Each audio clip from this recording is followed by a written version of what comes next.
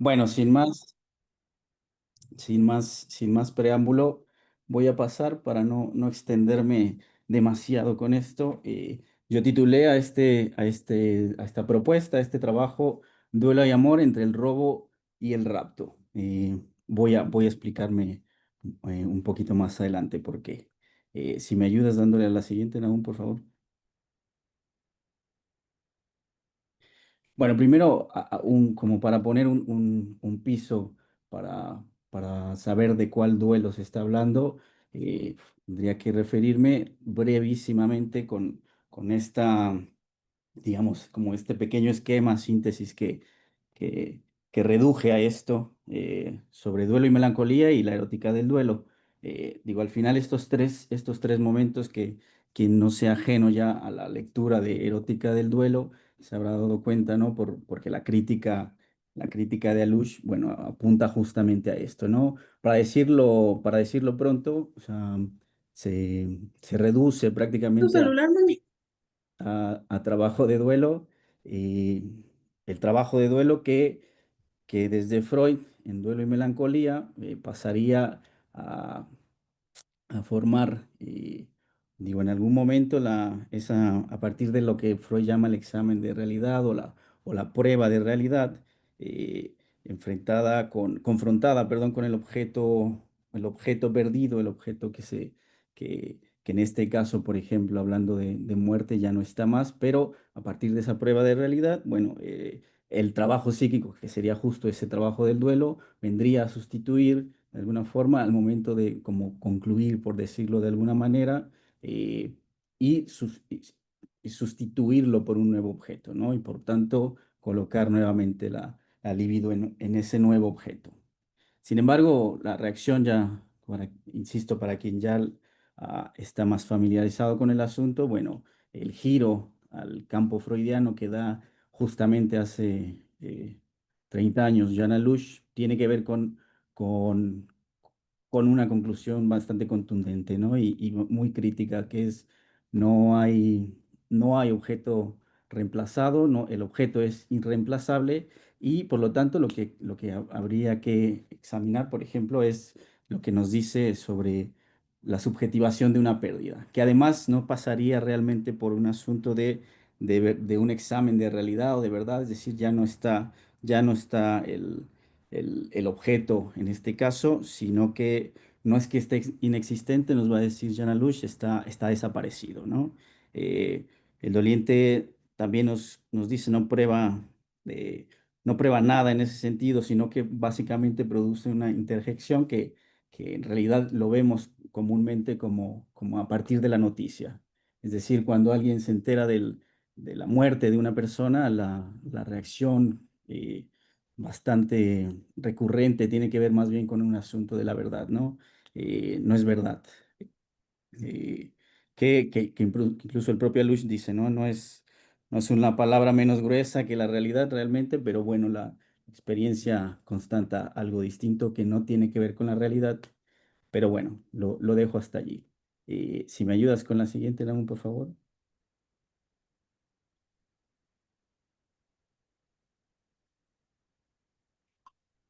¿Y cuál pérdida?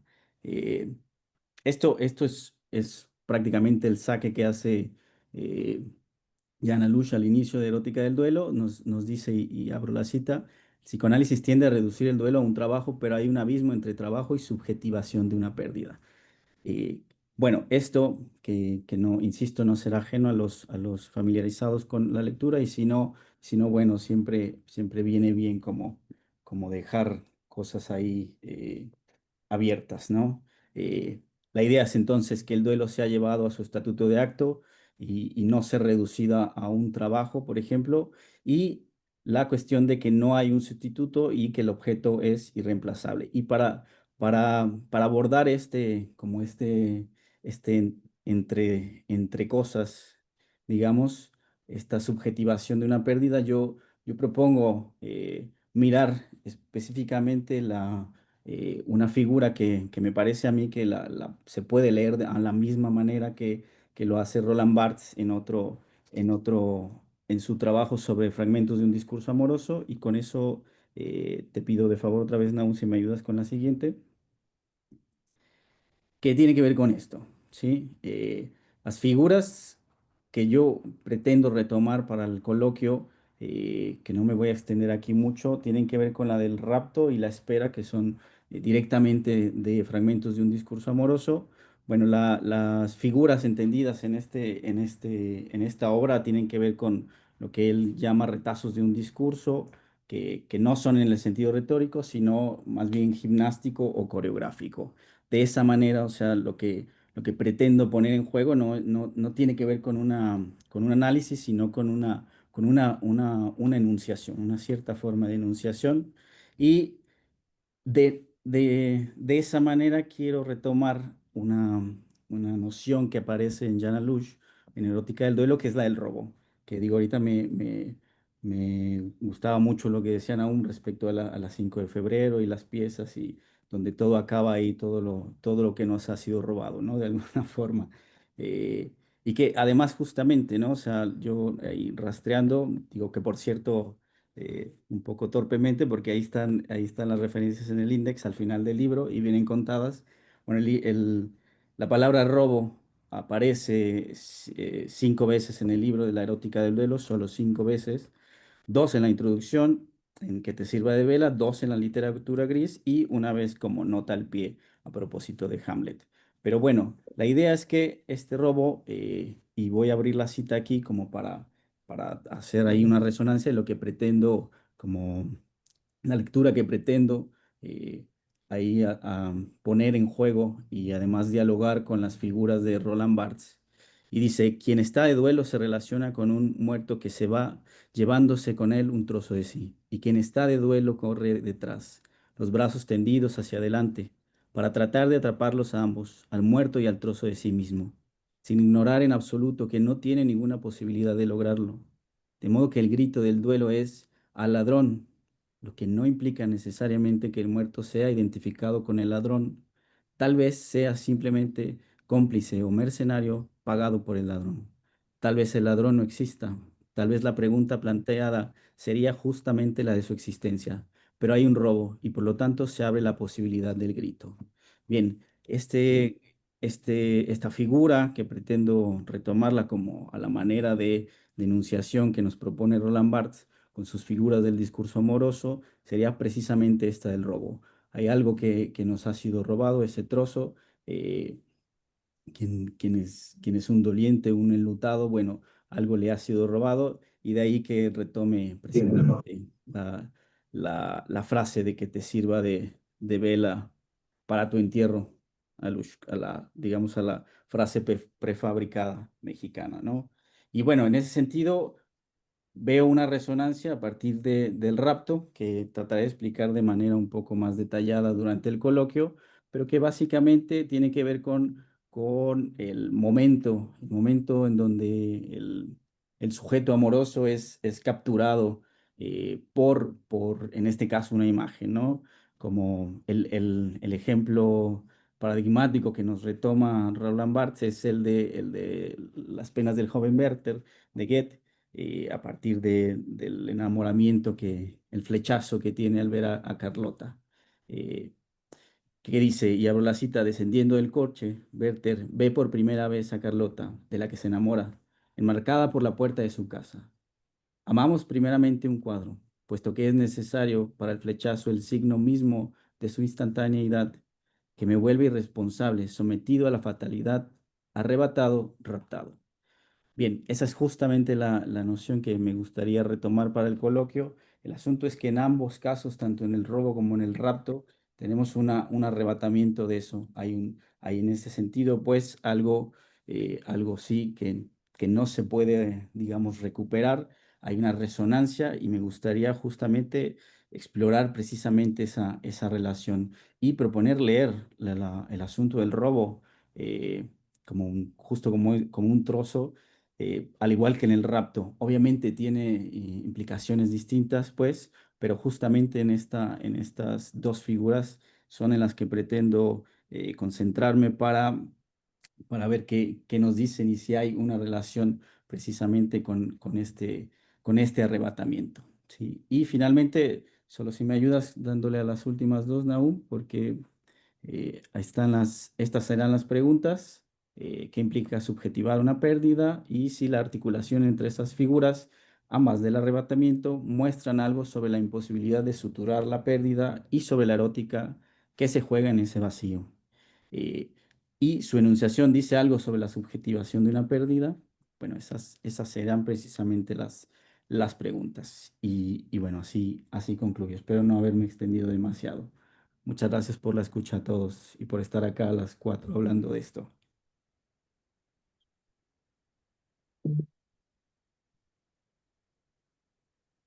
Bien, bien, bien, Roberto.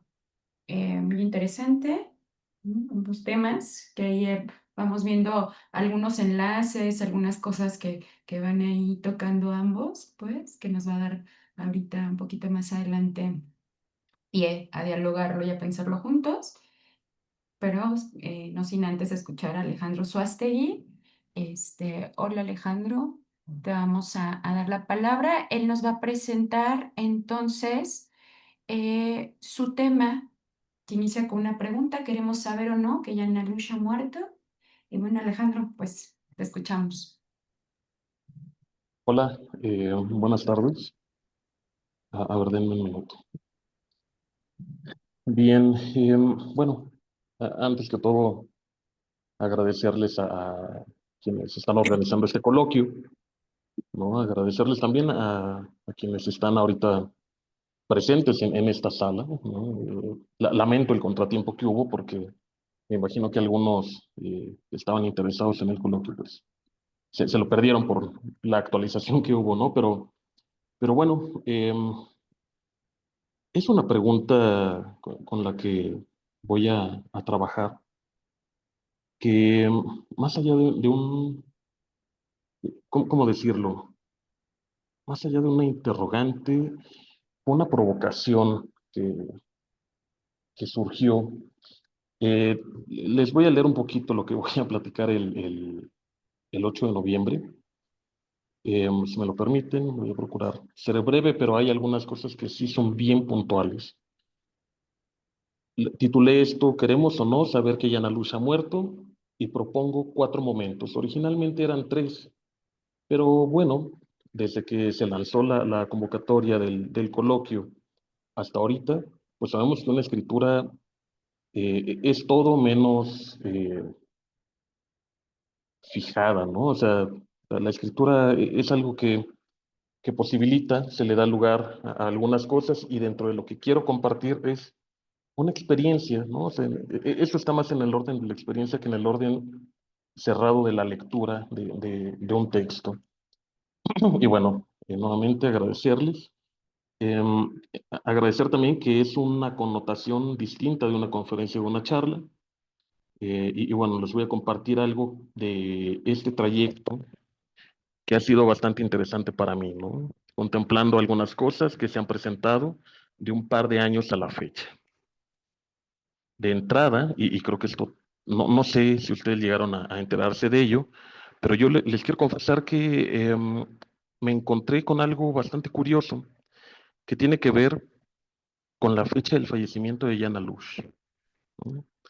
Y es que no sé si llegaron a dar cuenta de que una de las primeras noticias que circularon en redes sociales anunciaban que Yana Lush había muerto el 15 de septiembre, ¿no? Digo, partiendo de ahí, porque posteriormente cuando uno revisa la página oficial, digo, Yana Lush tiene su propio sitio web, eh, está fijada que la fecha es del 16 de septiembre del 23, ¿no?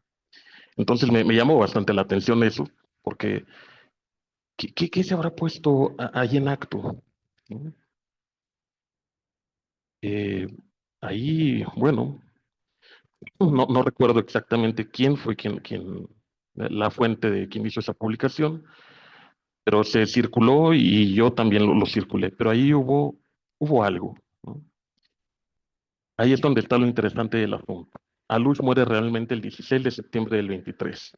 Al menos es lo que nos vamos a encontrar en lugares, por así decirlo, oficiales, y no sé qué les produzca esto. Alush muere 2 veces. ¿A qué se habrá debido? Y bueno, quién sabe si algo del nombre que escogí para esta ponencia pueda formar parte de lo que he planteado, considerando esta pregunta, entonces, como queremos o no constatar que Alush murió un 15 y un 16 de septiembre. Em, Nombro esto como por 4 momentos, porque bueno, a ver, denme un minutito, quiero abrir aquí mi documento. Son como tal 4 momentos, porque el primero para mí tiene que ver con el momento Jan Alush, así lo titulé, que tiene que ver con esta discrepancia de fechas, con este lapsus, con este equívoco. Y bueno, posteriormente, esto ocurre en septiembre del 23. Para esto, en abril del 2024, John Luis Hus viene a Querétaro a dar un seminario sobre lo nodal y lo no binario. Y ahí lanza la pregunta a él, al público. Imagínense el auditorio que va a escuchar justamente eso que tiene que ver con su propuesta. Pero prácticamente podría decirse que ahora el seminario preguntándonos, ¿queremos o no saber que Yana Luz ha muerto? ¿No? El público enlutado, silencio sepulcral, las voces en el fondo, ¿no? Entonces, eso fue una especie como de, ¿cómo decirlo? Sacudida. Algo produjo. ¿Qué? Porque en ese intervalo de septiembre del 23 a abril del 24 hubo muy poco movimiento en términos de producción, en términos editoriales, en términos de seminarios. eh, y bueno, ahí algo de lo que hizo Jean-Louis Sur fue otra especie de provocación.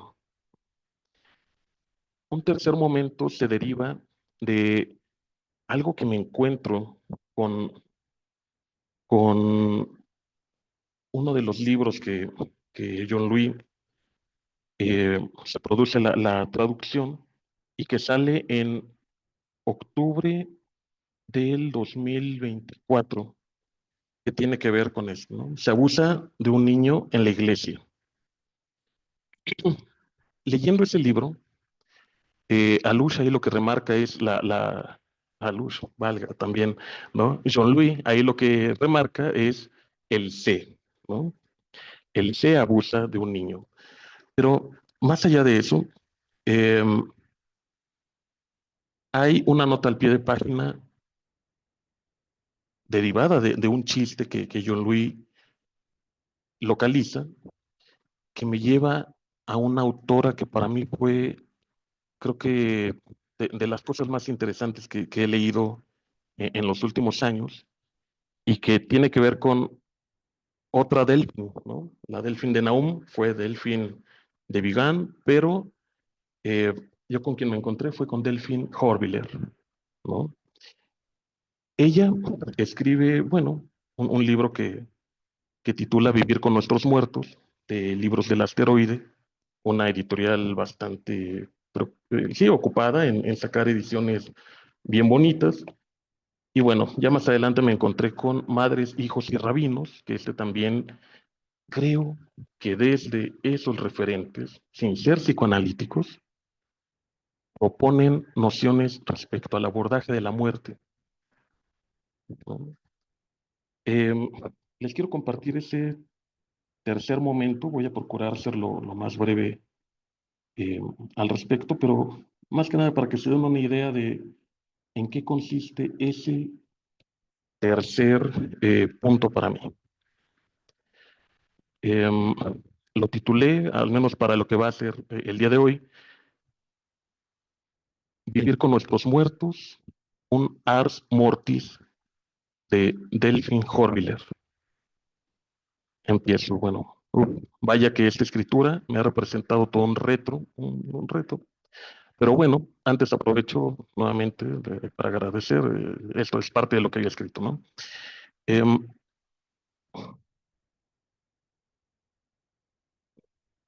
les quiero compartir que de aquel 16 de septiembre del 23 a la fecha han pasado cosas, ¿no? He podido escuchar algunas preguntas dentro y fuera del espacio del consultorio, así como también en grupos de estudio en los que participo, como en actividades que se constituyen a manera de seminario. Pero también quiero dar lugar a que quincenalmente nos hemos encontrado de manera virtual compartiendo este ejercicio de lectura con Sandra Languré, ¿no? Sandra Languré, también a quien agradezco que haya lanzado la propuesta de leer La erótica del duelo y que también va a presentar por acá dentro de 2 semanas, si no mal recuerdo, y junto con Erandeni, ¿no? Que también formamos parte de ese otro flanco, ¿no? Y bueno, a Erandeni le toca la siguiente semana y a Sandra dentro de 15 días. Entonces nos estamos reuniendo para trabajar la erótica del duelo cada 15 días con calma. Creo que ese es uno de los conceptos que vale la pena sostener en la lectura de este libro, porque este libro de la erótica del duelo está lleno de referencias que vale la pena ir tomando una por una, ¿no? Porque son esos puntos en los que Alush se encontró con preguntas para poder ir tejiendo su erótica del duelo, ¿no? Pero bueno, em, les quiero también comentar que es la primera vez que hago el recorrido por este libro. Apenas vamos, por así decirlo, comenzando. Y qué bueno que sea de esta manera, ¿no? Se cruzaron la disponibilidad y al mismo tiempo,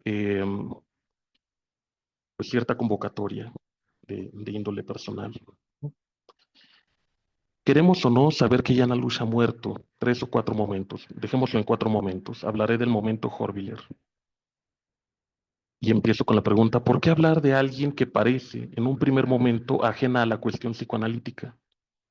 Verán, esta autora, a mi parecer, es alguien que trata desde su práctica, desde sus referentes, con sus respectivos alcances y con cierta agudeza la cuestión de la muerte.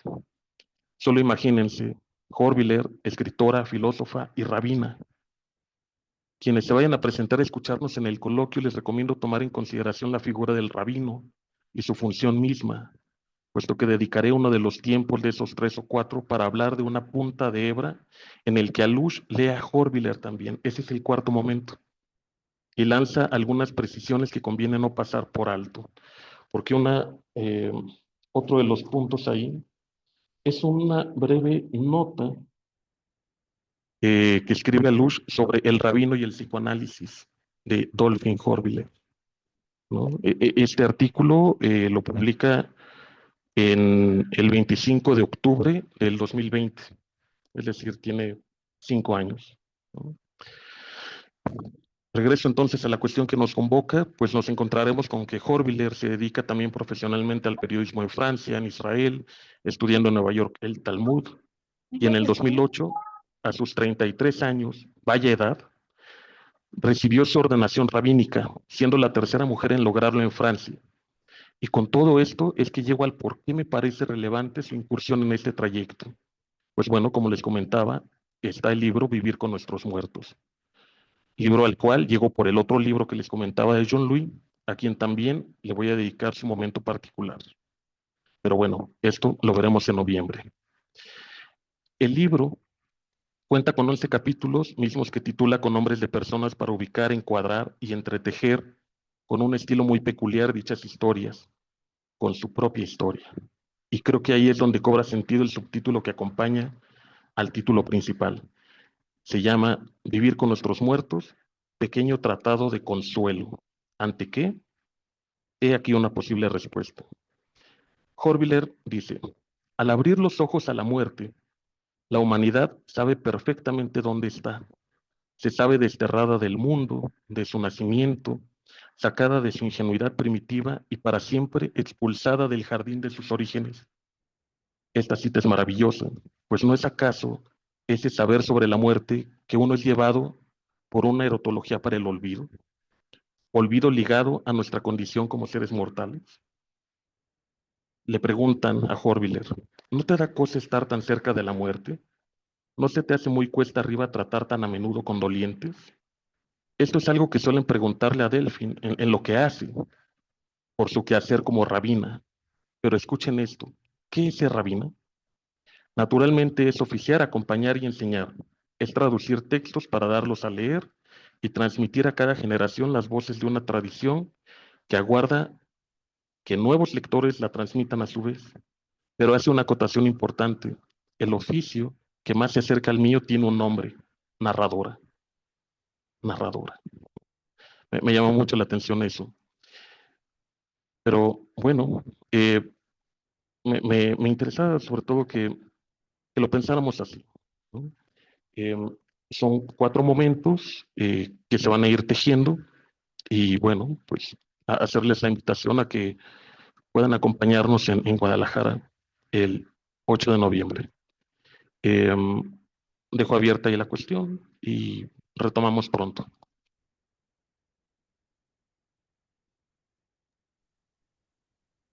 Bien, Alejandro, gracias por tu participación.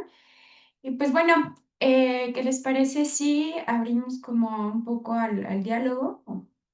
Digo, hay algunos minutos, algunas preguntas, algunas ideas, comentarios que quieran aquí aportar, poner sobre la mesa.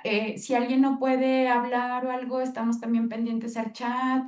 A ver, abrimos micrófonos para dar unos 10 minutitos, 15 minutitos a un poco de diálogo. Adelante.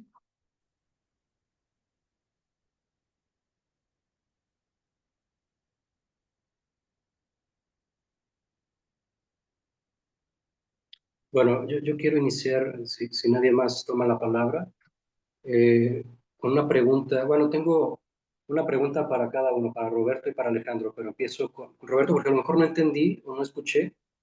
¿Tu trabajo va a centrarse en el arrebatamiento de qué?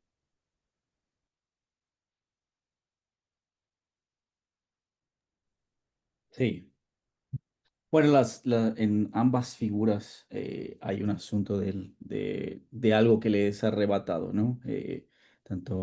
Si leemos como el robo a la manera bartesiana, digamos, podríamos situarnos ahí, digo, estas 5 apariciones de la palabra directamente, ¿no? Como alusión así específica.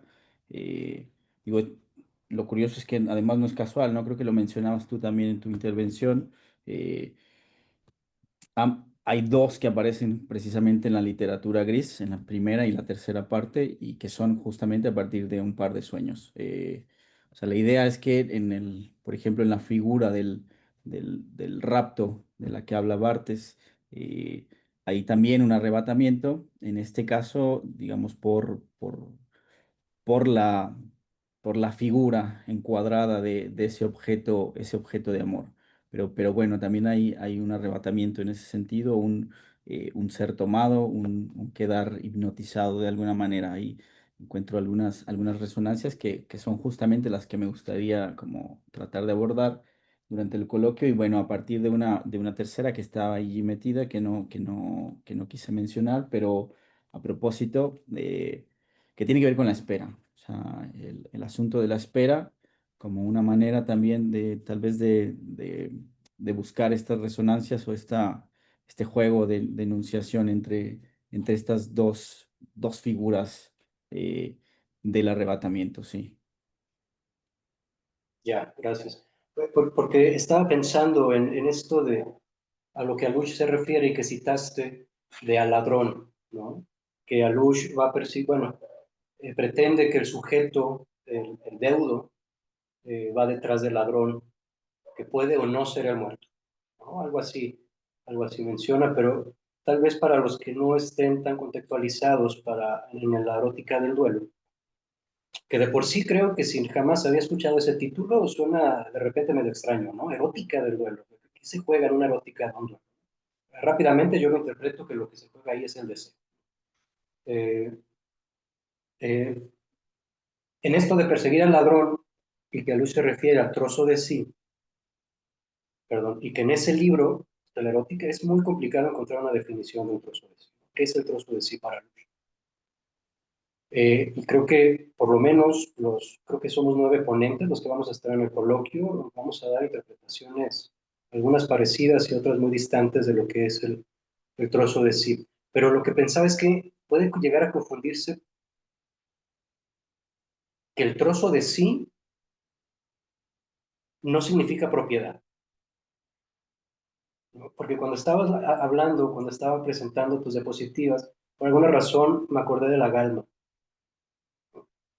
Y este proceso, por alguna razón, en esta operación de encontrar al objeto de amor y en la galma que Lacan menciona, en la transferencia, dice, eso que tú tienes es lo que me falta, ese brillo, por alguna razón, ¿no? Por una operación ahí erótica se da ese resultado, pero lo que me llama la atención es qué pasa con el sujeto, qué operación tiene que suceder, retomando lo que acabo de decir de que el trozo de sí no significa propiedad, para que el sujeto sí lo tome como propiedad. Porque ese me parece que es el enredo del duelo en la clínica, que el trozo de sí no es propio. O sea, ¿cómo se va a renunciar a algo que no es propio? Todavía me parece más complicado. Eh, porque ¿qué se arrebata? ¿No? O sea, es interesante lo que vas a plantear, lo que estás trabajando, pero entonces se arrebata algo que nunca se ha tenido, ¿no? En cierto sentido, de cierta forma. Y creo que esa fórmula no es algo nuevo para los que han leído acá. ¿No? No se pierde algo que se haya tenido. Me recuerda a una frase de Marguerite Duras, no recuerdo en cuál libro, en el de Vera Baxter, que es un guión, una plática entre dos tipos, uno le pregunta al otro, algo así, ¿no? Estoy parafraseando. ¿Cuándo la perdió? Refiriéndose a la mujer. ¿Cuándo la perdió? Cuando la conocí, le responde el otro. Parece increíble eso. Pero bueno, ese es por una parte lo que yo quería comentar sobre lo. Roberto, no sé si quieres decir algo. Sí, sí, sí. De hecho, fíjate que justo ahora planteando todo esto. Sí, hay como de paso, a Luz también lo menciona, ¿no? El cambio de posición de Erastes y Herómenos. O sea, sin duda hay algo, tal vez sea justamente, ¿no? No es propiedad, pero parece que algo de eso aparece hasta la pérdida, pues, hasta la pérdida de ese trozo, de ese objeto, ¿no? Y que no hay manera de anticiparse, pues, que creo que es justamente un poco la resonancia de la cual quiero hablar y la que quiero trabajar durante el coloquio allá en noviembre. Y digo, no me acuerdo, este, que también, por cierto, ¿no? Roland Barthes también, justo en la figura del rapto, aborda precisamente algo de eso, de manera muy condensada, porque además, digo, si alguna vez han ojeado ahí los fragmentos de un discurso amoroso, bueno, hay digamos, una distribución muy arbitraria que tiene que ver con acomodar estas figuras de manera como una reserva cultural, pero en orden alfabético, ¿no? No hay ninguna especie de relación ahí de continuidad, sino son las figuras a las que recurre el sujeto amoroso. Y bueno, tiene algo que ver con esto, el arrebatamiento, en donde el otro se ve como tomado, pero en el otro caso, en el robo de Jean Lelouch, bueno, a uno le es arrebatado algo, ¿no? Por ejemplo. Pero sí, digo, creo que habrá que trabajar más a profundidad ese cambio de que también es parte del seminario de la transferencia, ¿no? Eso es vital y que además tiene implicaciones, efectos para la clínica, pues, sí. Claro. Sí, sí, sí. Sí. Antes de pasar con, bueno, si alguien más, por favor, quiere decir algo sobre Roberto, sobre lo que yo presenté o sobre Alejandro, adelante, por favor. Voy a leer algo que escribió Creo que, Liliana. creo que Laura ahí eh, tiene la mano levantada hace un ratito. ¿Les parece si nada más leo esto? Porque tiene que ver contigo y ahorita le damos la palabra a ella. Dice, muchas gracias, dice Liliana, me pareció bastante interesante ya que estoy trabajando con la melancolía y el duelo en el mito de Orfeo y Eurídice, perdón, en sus dos muertes. Orfeo vive un duelo doble y el segundo lo sufre provocado por él. Me parece bastante sustancial lo que menciona Roberto del objeto irreemplazable y la subjetivación de la pérdida. Bien, hay otro mensaje, pero le damos la palabra a quien Levantó la mano. Adelante.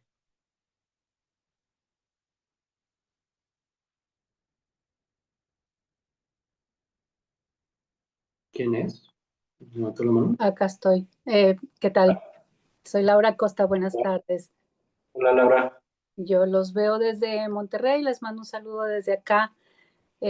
También es en relación a lo que charló ahorita o lo que comentó Roberto, pues me vinieron así como dos referencias a la mente. Una está en el mismo texto de Jana Lush y también lo plantea Lacan, ¿no? Esto de la bolsa o la vida, ¿no?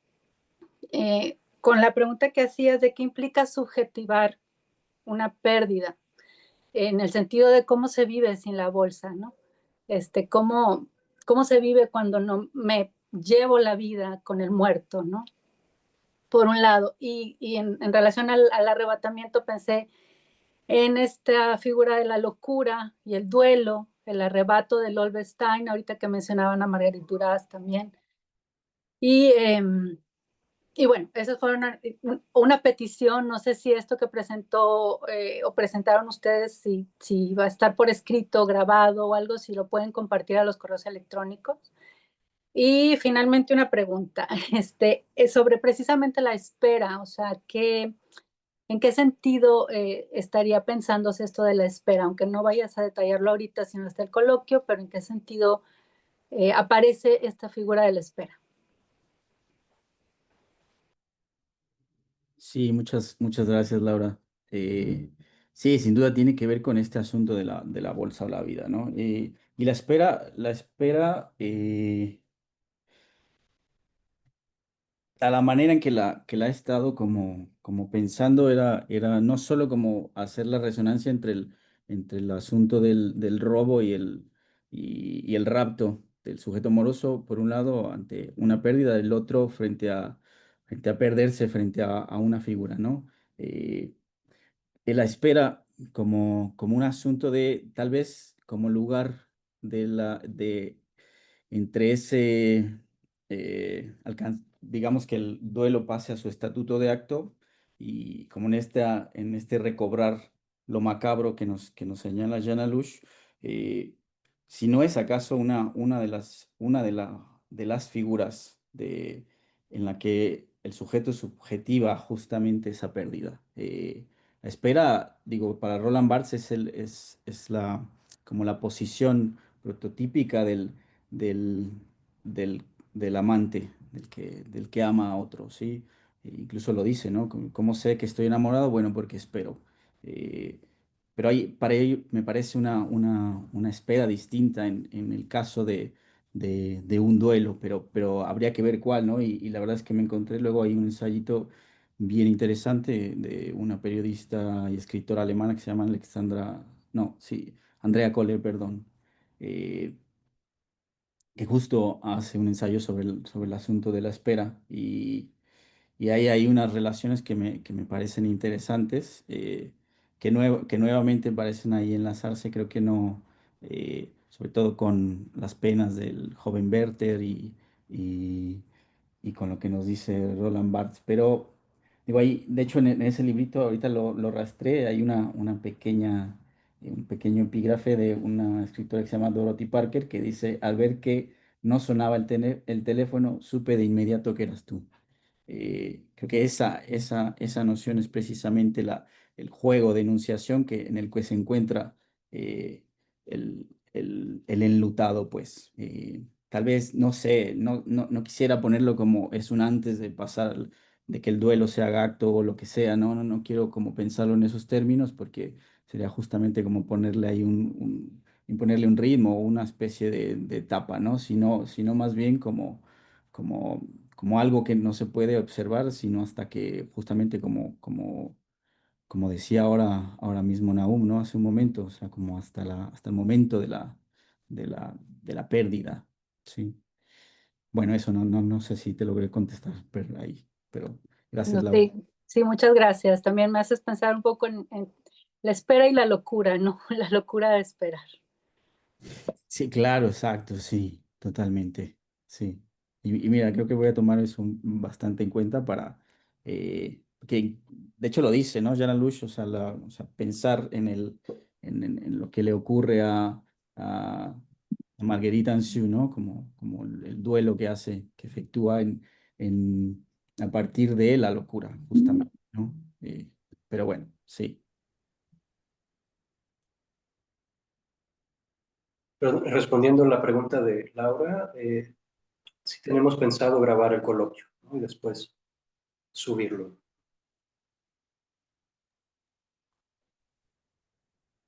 Bien, Hola, y hola. continuamos con... Sí. A ver, ¿alguien? ¿Alguien Yo la soy pregunta? Gustavo. Gus, adelante, adelante, te escuchamos.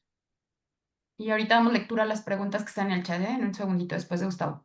Gracias. Ok. Te quería preguntar, Robert, y un poquito también, a la par de de la puntualización de Nahum, de esto del trozo ni tuyo ni mío, y que del objeto, pues también que nunca se tuvo. Bueno, ahí también ver si hablamos del objeto de este trozo también, pero este, lo que me pregunté así se me vino rápidamente, no sé qué pensarán ustedes, y hice una pregunta aquí, la escribí, dije, ¿por qué si no es ni tuyo ni mío, se siente como si lo fuera? No sé si realmente va por allí este asunto, se me vino así rápidamente a a la mente, pues, en el dicho de, no sé, perdía, o o por ejemplo, no sé si esto sea muy personal, pero la otra vez vi a un conocido publicar porque perdió a un ser querido y dijo, nos extraño, ¿no? En lugar de decir te extraño, dijo, nos extraño. Y entonces ubico bien, pues, que hay algo compartido, pero también de repente me pregunto si lo sentimos como si fuera propio o si efectivamente hay algo este, eh,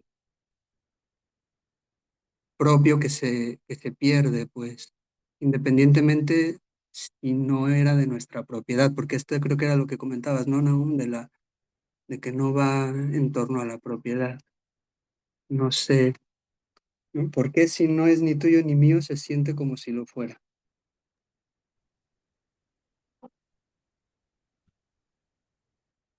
Sí, gracias, Gus. Que por cierto, Gustavo Segoviano es miembro de acá de Retroecano y va a presentar él en 2 semanas, ¿no?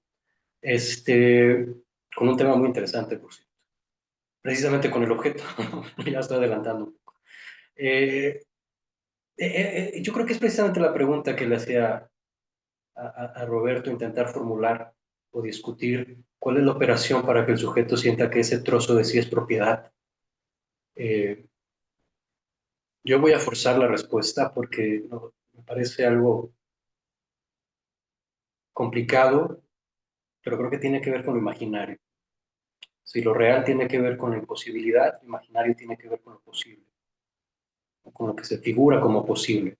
Entonces creo que la propiedad tiene que ver con algo así, con algo de que ese objeto es mío. Y creo que tiene que ver con la apropiación, por ejemplo, de la imagen del espejo, que Ujú, se cree. Era imaginario, ¿eh? O sea, es imaginario, ¿no? Es algo de la realidad, la apropiación de la imagen, como tampoco ujú, lo es la apropiación del otro, ujú, o de ese trozo de sí. Porque sí, como dijiste, a Luis lo define ni tuyo ni mío. Entonces, ¿de quién es? ¿Por qué se siente? Esa es una pregunta interesante. ¿Por qué se siente como si fuera mío?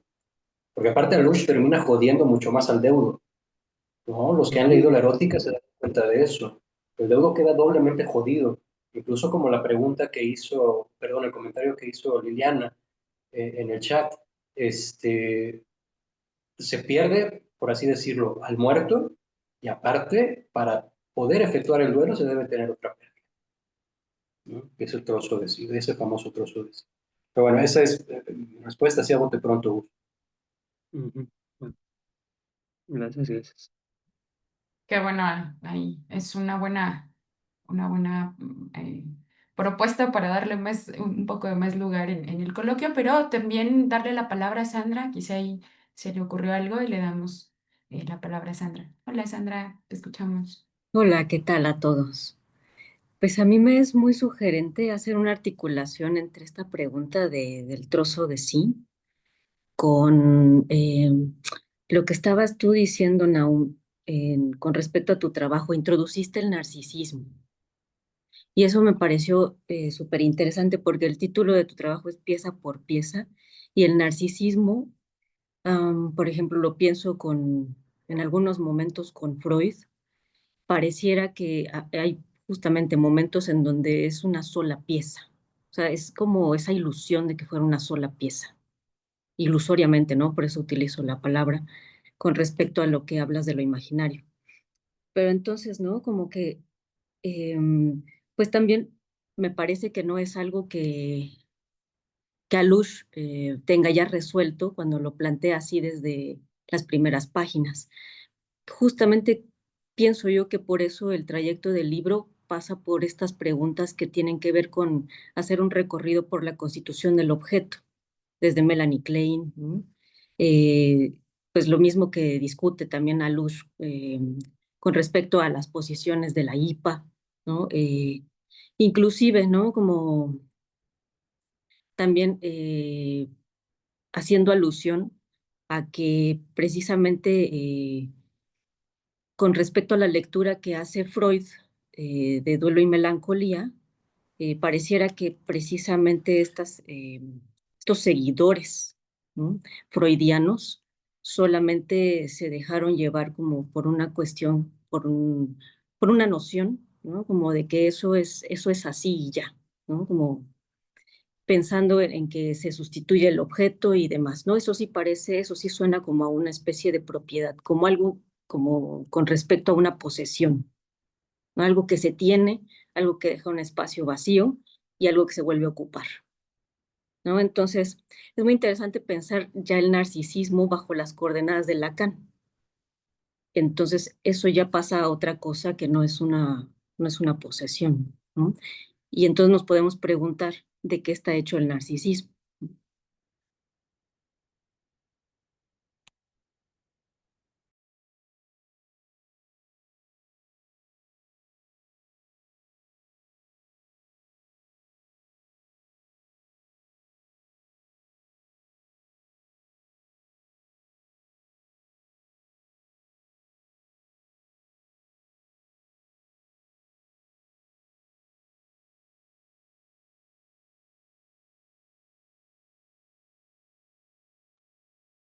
Parece que hay algunos inconvenientes a ver con la cuenta. Perdón, ya se conectó esto de nuevo, ¿verdad? Sí, ya estás. Ya, perdón, Sandra.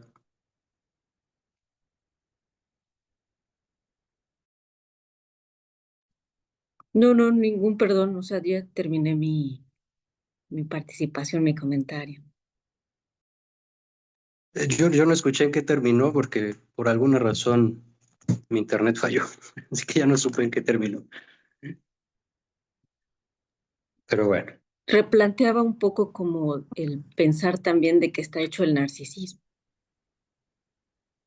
O sea, hay una lectura que podemos hacer con Freud y una lectura que podemos hacer a través de Lacan.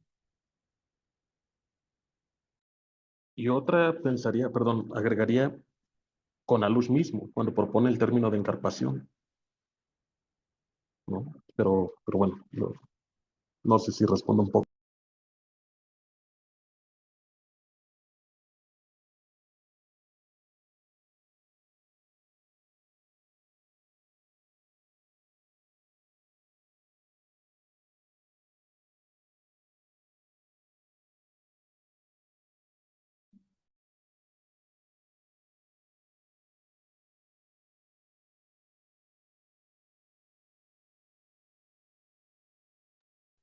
Parece que están teniendo problemas con su conexión ahí, Nahum. Y a mí me parece muy interesante esto que proponen.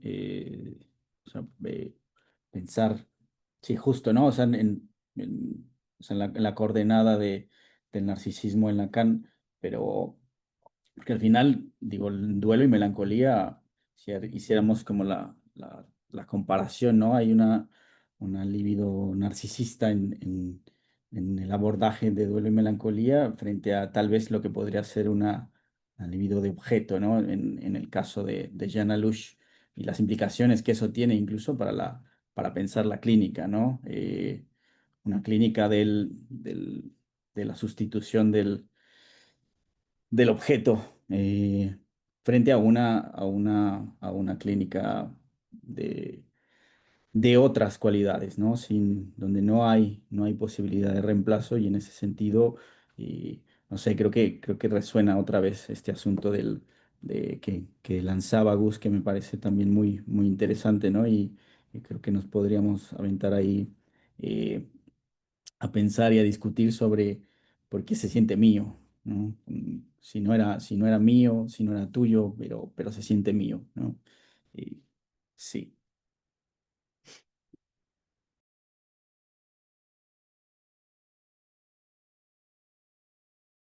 Creo que hubo alguien que levantó la mano, no sé si fue César, creo que vi. Sí, fui yo. Hola, Hola. ¿me hay? Hola, César. ¿Cómo están? Buenas tardes. Se ve Buenas súper tardes. interesante lo que están trabajando. Yo tengo dos preguntas. Esto que dice Sandra, hoy me obliga a tomar una decisión. Espero que algún día pueda platicar con ella porque me parece muy bueno lo que acaba de decir. Pero tengo dos preguntas para el primer expositor. Decía él que él como, o sea, entendí que había como una diferencia con respecto al gratuito sacrificio de sí, pero me parece muy interesante porque en las últimas líneas de Oe Kensaburo, de Dinos cómo sobrevivir a nuestra locura, o sea, me pareció muy interesante el asunto porque precisamente ese ha sido la novela en donde yo he visto que Alush, o sea, hace la cosa verdaderamente casi literal con respecto a la novela. O sea, este narrador acaba de perder el ojo y reconoce que en esa pérdida del ojo, ve partir a Awi, al monstruo de las alturas, y dice literalmente, lo cito, pero cuando herido por aquellos golfillos hice el sacrificio de la vista de uno de mis ojos, un sacrificio evidentemente gratuito me fue concedido, aunque solo fuera por un instante, el don de percibir a un ser que había descendido desde las alturas de mi cielo. A mí, o sea, cuando yo leí eso por primera vez me pareció extraordinario porque literalmente es lo que dice Alush y está en la novela. Eso por un lado. Entonces, digo, yo sé que han hecho un trabajo, es evidente que han hecho un trabajo cuidadoso. Entonces, por eso quiero saber cómo lo está pensando el primer expositor. Y luego, ya con esto detengo mi arrebato. Con Ale, cuando estabas presentando este asunto, yo no sabía de esta provocación de Jean-Louis, pero ¿tú por qué crees, Ale, a qué se debería ese rechazo? Me intriga mucho, jamás me había pasado por la mente pensar que Alush no estaba muerto, o sea, me parece muy interesante, me dejas intrigado y la verdad quisiera pedirte que si pudieras extenderte un poquito más y bueno, pues muchas gracias y los felicito, ¿eh? Que tengan buena tarde, yo acá escuchando atento. Gracias, César.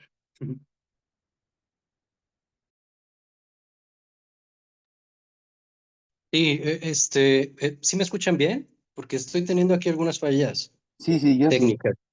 Ok, gracias. César, la pregunta realmente se me va un poquito de la idea porque no estoy haciendo algún tipo de diferenciación entre el sacrificio gratuito, que sí, precisamente tal vez sería otra novedad en el texto de Alush, aparte de que el duelo es un acto. Nada más en la introducción que di, en el preámbulo, digo, jugando un poco que hay que hacerle justicia a Lacan, porque el sacrificio gratuito para Lush es que precisamente ese trozo de sí no habrá nada no es un intercambio, vamos, no se va a regresar absolutamente nada, es una pérdida a secas. Es precisamente Exactamente. la postulación de Alush, ¿no? Entonces, yo solamente intento retomar a Lacan en el seminario 6 y en tantos otros, donde dice que el sujeto hace un sacrificio de un trozo de carne, de un pedazo de carne para el gran otro, pero que el gran otro no regresa absolutamente nada, precisamente por también estar barrado, ¿no? Ah, Eh, ya. Sí. Solamente estoy intentando ahí jugar un poco. Bueno, es que a lo mejor este juego es un chiste muy local porque acá de repente criticamos a Lush por criticar bastante a Freud y luego de repente criticamos a Freud por no hacer lo que Lush dijo, entonces es como tomarle justicia también a Lacan, ¿no? De que él ya había hablado de que no hay garantía de retorno del objeto, ¿no? Sí, sí, sí, sí. Muchas gracias. Y ambos, gracias a ti César por la pregunta, y ambos es una pérdida secas como tal. Gracias, gracias. César, si te sirve, Jorge Huerta tiene un artículo en Me cayó el 20, en Erotofanía, donde, que se llama Iniciación y Disimetría, ¿no? Ujú. Ahí una de las puntualizaciones que hace al final del artículo, que también me parece como bien interesante, así como, voy a abordar esto, pero como una nota al pie de página incluso, ahí dice, ¿qué pasaría si nos interrogáramos respecto a la gratuidad del sacrificio? ¿Hay gratuidad? ¿No? O sea, eh, creo que ahí habríamos de pensarlo, porque em, en este asunto de arrojarse a la tumba, ¿no? A la tumba del muerto, em, de pronto cuando hablábamos respecto a ese artículo, em, pensábamos en que casi siempre cuando, bueno, no casi siempre, sino suele pasar que cuando, bueno, la muerte llama a la muerte, ¿no? Entonces, cuando alguien está enduelado, eh, no sé, eh, a veces me ha tocado escuchar que no solamente es la pérdida de ese ser querido, sino viene acompañado de accidentes, fracturas, caídas, ¿no? Em, ¿Ahí qué? ¿No? O sea, justamente me queda como pensando en ello. ¿Hay gratuidad? ¿La gratuidad de qué lado está? ¿De quién lo recibe o de quién lo hace? Em, no sé, creo que me servía esto que preguntabas como para complejizar un tanto más el asunto. Em, Solo quiero decir algo al respecto. Fíjate, me llama mucho la atención en español cuando algo, por algo que no se paga, uno dice que es gratis. En inglés dices que it is for free.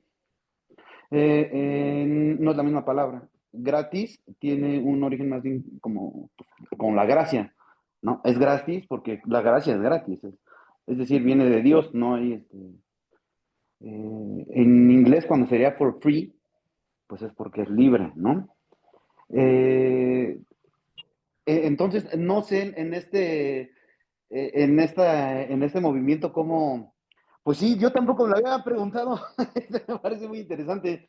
Solamente quería hacer esa acotación con eso que acabas de decir, pero ya, perdón.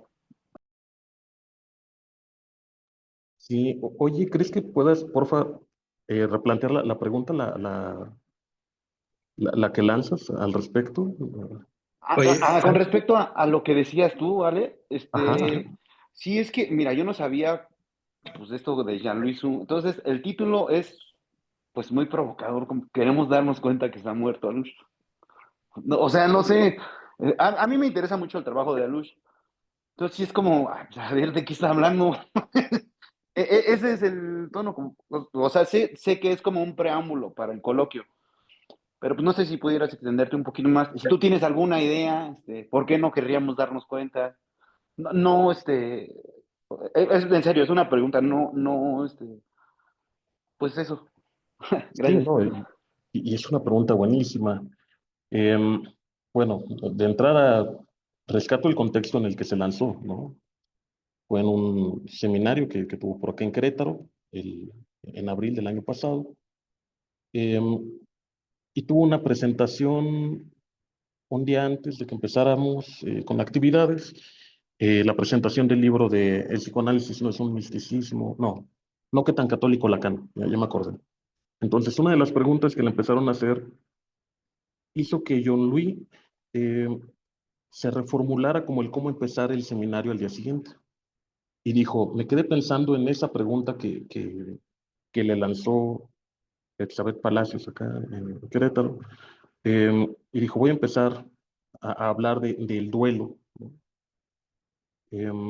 Y dijo, a ver, se paró frente al auditorio eh, y lanzó esa interrogante, ¿no? Como esa provocación. Bueno, ¿queremos o no queremos saber que Yana Luz ha muerto? Entonces, bueno, lo que rescato de ahí fue no solamente a ver, qué está pasando aquí en términos de, lo voy a decir así, de escuela, de editorial, en términos de, ok, vamos a tratar de mantener a Luz vivo en ese sentido, o sea, como una especie de desmentida incluso, ¿no? Eh, y qué implicaciones tendría, y ahorita que lo ponemos así, el mantenerlo de esa manera, como un zombie, ¿no? Recuerdo que en algún momento porque después del seminario lo llevé al día siguiente a desayunar y platicábamos un poco de eso, un alus zombie, ¿no? Em, pero dice, a ver, ¿por qué no queremos saber de eso? Em, digo, no sé si sea yo quien de entrada tenga que responder eso, ¿no? O sea, más bien lo recibo así de quien lance esa provocación. Y de ahí, bueno, lo que te comento, me encuentro con dos fechas de función de Alush. Este, y bueno, en más, creo que eh, es eso lo que podría responderte. Muchas gracias. No, pues está muy bueno. Muchas gracias. Oiga, no sé si hay más preguntas en el chat. Creo que no, porque precisamente César, las que había escrito, ya las mencionó. De nuevo, con mis fallas técnicas, no escuché cómo cerraste, César, sobre la traducción esta de gratuito. Pero hay algo muy curioso. Repito, no sé si lo mencionaron, pero la palabra que usa louche en francés se traduce de dos formas, tanto gratuito como gracioso. Eso para mí es algo interesante y que puede cambiar de alguna forma o ir a la par, ¿no? Esas dos, tanto gracioso como gratuito. Y, por ejemplo, hay alguien trabajando, creo que es miembro de la COL, que se llama Rafael Pérez, que está trabajando esto de las analíticas, me parece, de Alush, junto con la erótica del duelo. Y en su argumento, él, por ejemplo, menciona gracioso, ¿no? Él no lo pone como gratuito. Entonces, tenemos dos vertientes por cuales trabajar esto del sacrificio, ¿no? Lo dejo ahí como... Pero es interesante lo que dice. Hay un libro de Sara Basallo que se llama El deseo y la gracia. O sea, no de está la muy gracia, bueno, así ¿eh? es. Sí, claro. Es muy interesante porque en general las tres palabras, gracioso, gratuito, o sea, tienen que ver con la Haris. La razón por la cual habla Sara Basallo de la gracia es porque es el nombre que Lacan le pone al deseo. O sea, sería la conexión con el otro, ¿no? La posible relación con el otro pues es con el deseo, ¿no? Así como cuando habla del don del lenguaje, de la palabra como Sí, don del lenguaje. Pero, o sea, lo que como que me intriga, pues se ve que pues andan también, que no soy el único, pues, en esta, por lo menos en esta reunión, es que, o sea, la gracia es una cosa que se recibe de Dios, pero acá el planteamiento de Alush es que el sacrificio no está hecho por el otro, está hecho por uno. Eso me parece muy interesante, y bueno, sí, sí, de acuerdo con ese asunto de la gracia, porque digamos, no podría ser el free, sacrifice of desire, digamos. Eso haría perder todo el costado, ¿no? Tiene que ser el gratuito, este, porque es un sacrificio, precisamente. Pero era eso, gracias. sí, gracias, César. No sé si haya más preguntas o comentarios, si no, me parece que podríamos ir finalizando la reunión de hoy para que Noemí dé el cierre y dé algunos avisos.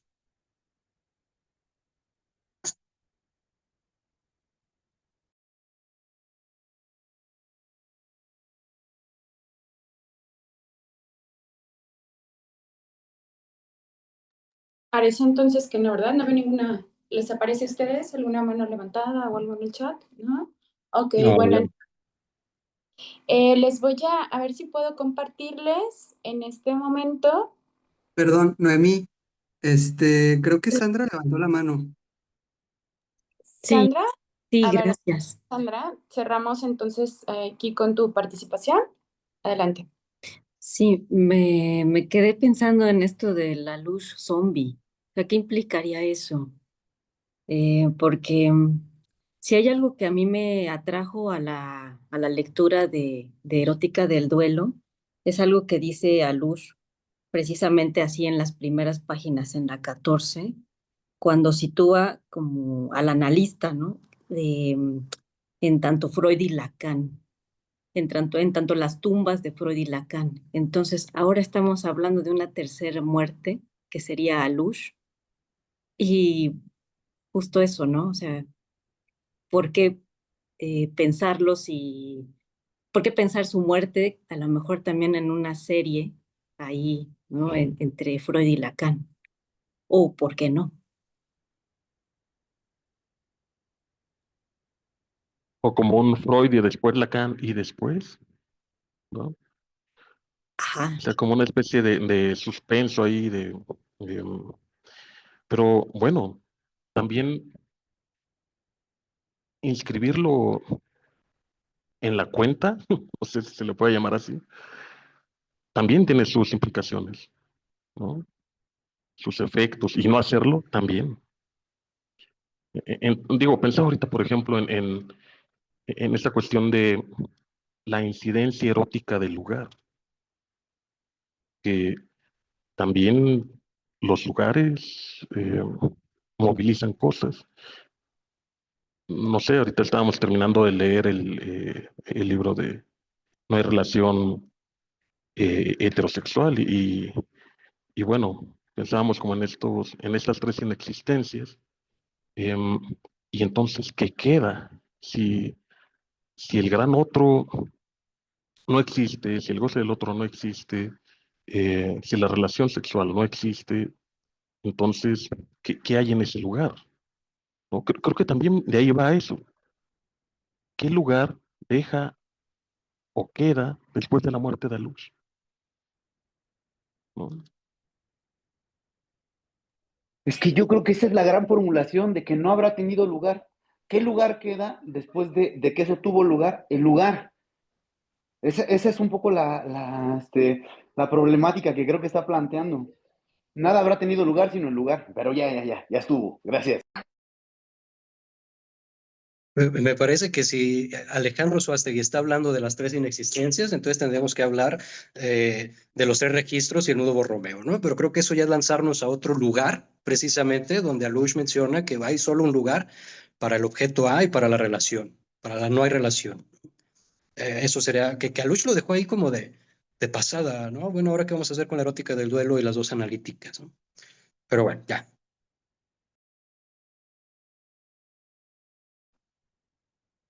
Bueno. Lo dejamos por ahora hasta aquí, ¿no?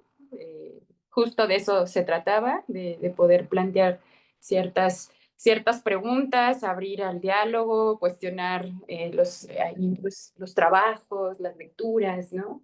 Y bueno, dar cuenta de una práctica como lo estamos proponiendo. Y pues bueno, ya para concluir tal cual, les voy a compartir, bueno, pues el cartel de la siguiente presentación, de la siguiente conversación, mejor dicho, que es la siguiente semana.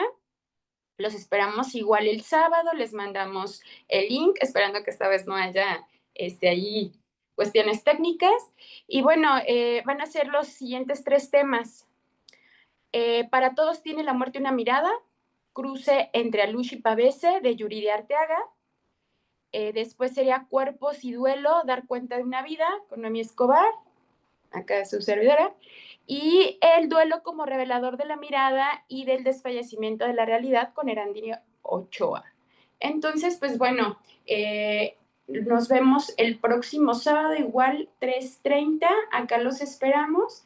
Y pues bueno, como parte pues de nuestro coloquio, que será el 8 de noviembre. Contáctenos, estamos también ahí en todas nuestras redes para poderse, pues, estar inscritos para nuestro coloquio. Sé que muchos son, pues, foráneos, que están fuera, pues, de Guadalajara, pero que, bueno, ojalá que puedan venir para acá y acompañarnos, ¿no? Que ser parte de esta presencialidad y continuar con el diálogo.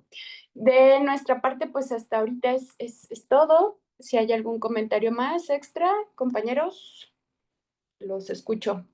Muchas gracias a todos por la asistencia, ¿no? A todos y todas. Muchas gracias. Gracias a todos por Gracias a ustedes. Nos vemos. Nos vemos Gracias. el próximo sábado. Hasta luego. Bye. Gracias. El sábado, cuídense.